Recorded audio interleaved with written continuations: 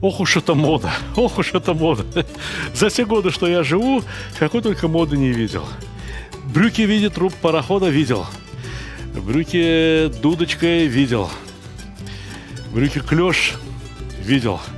Проходит мода, и над этими брюками, над этими штанами начинают смеяться. Была мода одно время на мультиварки. Она была распространена преимущественно среди домохозяек. Прошло некоторое время, и над мультиварками люди стали смеяться. Мультиварка-то неплохой предмет. Плохо было то, что домохозяйки делали с этими мультиварками. Вот в чем дело. А теперь еще одна нелепая мода. На вот эти афганские так называемые казаны. Ребят, ну это скороварка. Скороварка, причем такой конструкции достаточно небезопасной. Все то же самое вы могли бы сделать в обычной скороварке. Но вы же бабушкины гусятницы повыкидывали. Да, теперь говорите, что где мне взять гусятницу, чтобы напечь гуся. А вот эти вот бандуры купили. И все время у меня требуют: покажите нам, Стали, как нам в них готовить. Покажу, ладно, что, не трудно, что ли? Вот смотрите, видите, вот это телячьи голяшки. Это телячьи голяшки. Продукт не самый модный. И эти телячьи голяшки, видите, вот здесь вот не поместятся они целиком. Поэтому я зачистил мясо, спустил вниз. Вот эту масалыгу мы сейчас отпилим. Какая проблема? Вот пила, есть специальная пила для мяса. Отпилим эти кости лишние. Ну, эти масалыги тоже бросим туда. Бульон-то они, знаете, какой дадут хороший? О, эти голяшки, по сути дела, хороший ингредиент. Хочешь для хаша, хочешь для холодца. Только для такого, ну, для человеческого хаша. Не для вот этого безобразия, которое готовят молочно-белого цвета. А для вкусного хаша. Прям то, что нужно. Все. Эти даже и резать не надо, укорачивать не надо. Вот эти надо. Сейчас кто-то мне должен помочь, кто-то мне должен поддержать, а я отпилю кость. Попробую сам.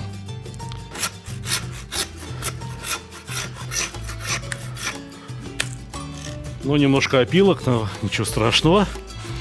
Опилки мелкие, они разварятся, их никто и не заметит, даже если они случайно окажутся там в еде. Но дело в том, что эти все голяшки, рульки, голяшки необходимо подготовить.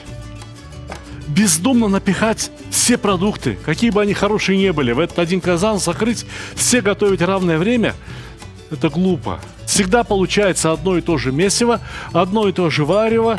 И не могу сказать, что это выглядит хотя бы аппетитно. Не могу сказать, что это выглядит вкусно. Нет, не вкусно и не аппетитно. А сейчас я вам покажу, как надо сделать, чтобы было вкусно и аппетитно.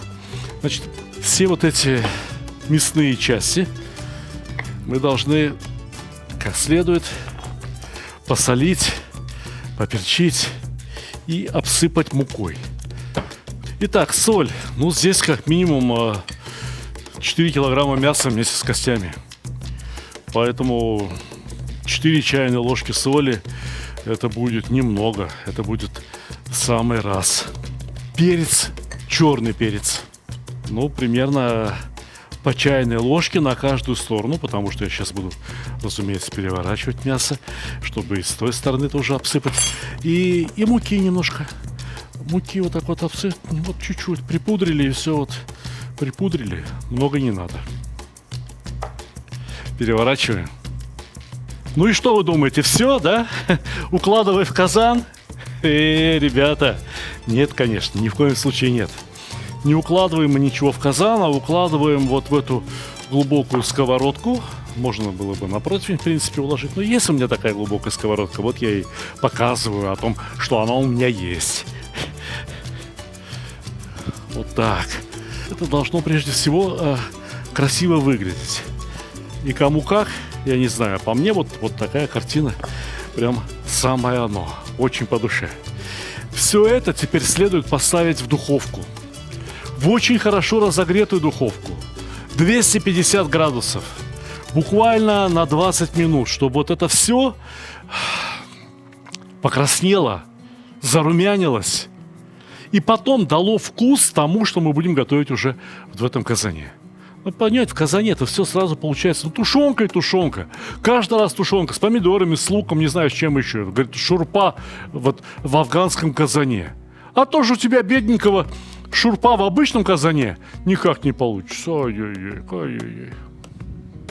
Ну и вот овощная часть нашего блюда. Наконец-то до многих дошло, что одно мясо есть это немножко пошло, что должны быть овощи, лук, вот перчик, вот такой острый перчик, томаты из консервной банки. Сложить все это сюда и приготовить себе такую... Как это называлось? Помните, в консервных банках продавалось что-то такое отвратительно кислое? Лечо, да? Это не наш метод. Нет. Все сначала надо подготовить. Вот есть у меня хорошая сковородка, понимаете ли. Есть растительное масло, 4 килограмма ног, 2 литра воды минимум, здесь еще 2 килограмма. Если вот в 6 килограммах приготовленного блюда будет 150 грамм растительного масла, никто от этого не умрет. Ни одна лошадь не пострадает, как от капли никотина. Имейте в виду. Все, значит, закладываем, начинаем перво-наперво пассеровать, тушить лук. Вы знаете, да, я рекомендую, что вот если нам нужно не пожарить его лук по-узбекски, а именно припустить, чтобы он стал мягким, чтобы он стал золотистым, чтобы вот он приобрел особый аромат, то вот самый простой способ — это прикрыл крышкой и пусть стоит. А тем временем будем заниматься вот перцем, да, все. А чем еще заниматься? Только перцем. Как его нарежем? Давайте четверть кольцами, и будет хорошо, и будет замечательно. Семечки я убираю обычно практически из любого перца, хотя многие повара, особенно для картинки, они оставляют с семенами. Это выглядит так: ох, ах, как красиво, как он готовит, как он готовит. Однажды я видел, как парень, который наелся перца, правда, вот такого вот перца, наелся, как ему было плохо. А один старик, узбек, увидел, как ему плохо, как он загибается. Спросил, что случилось с ним? Мы говорим, вот так и так кушали. Он там 3 вот такие тазика еды съел. И плохо ему. С перцем кушал. Он говорит, семечки убирать надо. Семечки надо убирать. Ну, не знаю, насколько был грамотным в области медицины тот старик, но он мне сказал вот что эти семечки могут прилипнуть к желудку, раздражать желудок. Так это или нет, я не знаю, но, по крайней мере, тому парню было так, что не позавидуешь. С тех пор я убираю семечки. Ну, даже вот из сладкого перца, это перец сладкий, очень вкусный, и пусть будет сладкий. Я хочу, чтобы у нас получилось такое красное блюдо, красного цвета. Вот то, что у нас сейчас там запекается в духовке, обваленное в муке. Существует 3 вида бульонов в кулинарии. Белый бульон, когда ничего не обжаривается. Желтый бульон, когда пассируется часть овощей. И существует так называемый красный бульон. Для красного бульона кости, мясо, коренья, лук. Все это запекается в духовке. Причем вот если мясо, то запекается точно так, как мы сегодня сделали, с мукой. Сразу посоленным, сразу переперченным, запекается в духовке до красного цвета и потом варится, и бульон на самом деле получается с таким ощутимым красноватым оттенком. И все эти 3 бульона, они здорово отличаются друг от друга, они предназначены для совершенно разных супов, для разных блюд. Но то, что мы сегодня готовим, мы, в общем, по бездорожью рулим, да? Что получится, то и получится. Я просто показываю, как приготовить в этом самом афганском казане, более-менее соблюдая правила кулинарии. Правила кулинарии, законы природы, которые связаны с кулинарией, законы природы, которые влияют на кулинарию. Понимаете? Вот и все. Ну, как перец резать показали? Ну, идите сюда. Посмотрите. Господи, боже мой. Как дети малые. Ай-яй-яй. И перец тоже надо показывать. Если еще вот поговорить, я понимаю, что после любого ролика, любой ролик, что не покажи. Яичницу покажешь, скажут, яйца дорого. Понимаете, вот любое блюдо, что не покажи, найдутся люди, которые скажут, что это дорого, знаешь, сколько стоит мясо. Знаю. Очень хорошо знаю. Я сам иногда езжу на базар и знаю, сколько стоит мясо. Значит, телятина, телятина такая дорогая. Дорогая телячья корейка, потому что некоторые люди думают, что из телячьей корейки получится очень хороший шашлык, не знаю, там что еще, что-то такое. Телятина. На самом деле шашлык мягче, более мягкий и вкусный шашлык получается из зрелой говядины, а не из телятины. А вот эти телячьи ножки, рульки да голяшки, никто не покупал. И вот эти 4 огромные запчасти я купил за 1500 рублей. Значит, здесь еды получится на 8 человек и еще останется. Я не знаю, я сколько дней это потом еще будут доедать. Понимаете? Но хорошо, что это будет все такое, что можно подогреть и доесть. Так что глаза разуть, идти на базар, разговаривать с продавцами, спрашивать, что сколько стоит, выбирать подходящее. И в конце концов, это мне 4 голяшки нужно. А может быть, кому-то достаточно было бы и одной, либо 2. А? Не обязательно же готовить вот ведрами. Не обязательно готовить тазиками. Мы же не оливье на Новый год готовим, в конце концов. Мы готовим для удовольствия. Для того, чтобы насладиться не только результатом, но еще и процессом. Вот лук замечательно шкварчит. Вот он, видите, как начал уже там прихватываться кое-где. А ничего, хорошо. Пусть еще чуть-чуть постоит. Вот это вот кое-где то, что прихватился лук, да, видите, там покраснел. Не почернел еще, покраснел. Очень простой метод борьбы с этим делом есть. Тоже 100 раз показывал, никто не слушает. Вот обратите внимание, я рассказывал только что историю про того старика-узбека. Я не знаю, почему я его называю стариком. Ему, может быть, было как мне сейчас. Не знаю, может, лет 60-65 ему было. Но я его слушаю до сих пор. Потому что у нас так было принято. Я думаю, что и у вас, вне зависимости от национальности, вне зависимости от места проживания, тоже было так когда-то принято. Надо слушаться старших. Но зачем этому человеку было бы подойти и нам говорить плохое? Да? Или мне зачем вас учить плохому? Только хорошему. Потому что в результате жизни одного человека жизнь на земле должна чуть-чуть улучшиться. Если она не улучшилась, вот ты прожил и никак не улучшилась жизнь вокруг себя, и после тебя, может быть, еще стало еще хуже, то нафиг тебя мама рожала? Почему папа не предохранялся? Вот посмотрите. Все эти красные места, то, что люди несведущие могли бы назвать пригорелостью, они просто растворяются в воде и расходятся, и от них желтеет, краснеет другой лук. Но я думаю, что вот уже достаточно, уже вкусно пахнет ровно так, как мне хотелось. Огонь сильный. У нас там огонь сильный. Закладываем помидоры. Пол-литра консервированных, порезанных кубиками помидор вместе с соком. Размешать. Пусть тушится. И буквально через несколько минут можно будет добавить болгарский перец. Впрочем, его можно было бы положить вот уже и сюда. Его не стоит слишком сильно нагревать, и он за это время здесь приготовится. Но лук вот в этом афганском казане вот так не приготовится никогда. И помидоры вот так, как здесь в сковородочке, они не приготовятся никогда, потому что там все будет вариться и тушиться. А то, что мы сейчас делаем, это называется пастировка. И я буду тушить вот эти томаты до тех пор, пока не пройдет запах и вкус сырых томатов. В этом задача. Пока лук не приобретет новый вкус. Понимаете? Ну, вареный лук здесь получится, а вот пассерованный получится здесь. Ну вот. Практически все готово. Помидоры с луком готовы для соуса. Болгарский перец готов. Вот лавровый лист решил добавить. И мясо. Мясо просто надо полюбоваться, какое это мясо. Посмотрите. Посмотрите, какая красота, а?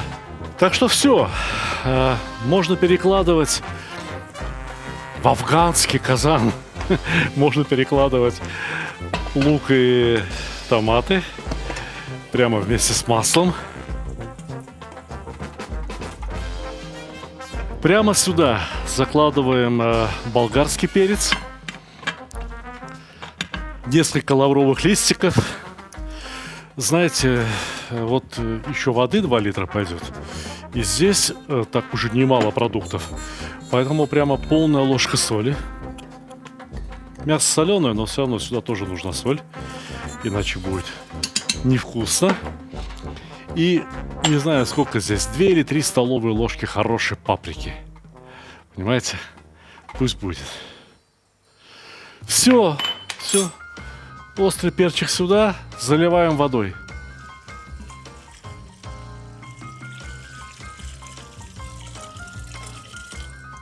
Знаете, несмотря на то, что эти голяшки уже так обжаренные, аж хрустящие, да, снаружи, но они еще тоже выделят из себя довольно много сока. Так что думаю, что у нас получится довольно много соуса. Получится мясо в соусе. Хорошее, правильно приготовленное мясо. В чем разница? Вот это обжаренное мясо придаст соусу совершенно уникальный, особый вкус. Вы согласны со мной? Кроме того, мясо мы обсыпали мукой. Мука придаст соусу густоту. Да? Его ничем не нужно будет загущать. Ну и третье. У этого мяса получится вкус правильно тушеного мяса. Вкусно тушеное мясо — это всегда сначала обжаренное. Ну, такие огромные куски на какой сковороде, в каком казане нужно обжаривать? В уличном казане, в большом, огромном, можно обжарить. Духовка есть для этого. Видите, как духовка отлично справилась? Однако, добавлю-ка я сюда еще немного воды. Пусть это будет суп, не суп, но знаете, что получилась такая масса аппетитного, очень красного, ароматного, согревающего соуса. А мясо с косточек в итоге-то будет просто отпадать.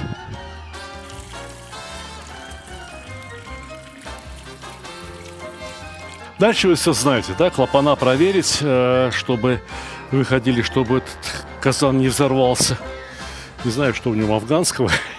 Разве что только что он умеет взрываться у нерадивых людей, которые готовить не умеют.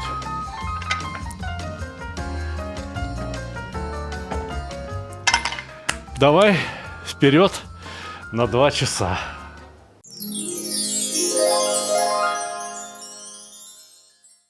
Книга-видеобук составлена по лучшим рецептам моего канала на Ютубе. Все мои книги напечатаны с наивысшим качеством. Иллюстрации очень хорошие. А эта книга может стать пособием для создания семейного меню. Здесь рассказано именно о тех блюдах, заготовках, вареньях, десертах, которые не сходят с нашего стола круглый год. Для блюд марокканской кухни понадобятся те же самые продукты и специи, что есть и у нас. Но блюда и вкусы очень необычные, абсолютно новые. И про шашлык я могу рассказать столько нового, столько необычного, что вы будете удивлены.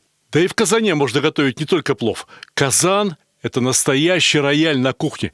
Подробнейший самоучитель, как готовить в казане, как готовить вообще. Если вы все еще спорите о приготовлении плова, а кое-кто из ваших друзей знает единственный верный рецепт, открывайте эту книгу. Здесь десятки рецептов и подробнейшее кулинарное исследование. Книги можно заказать с автографом, за исключением вот этих малюток, потому что они на моющейся бумаге.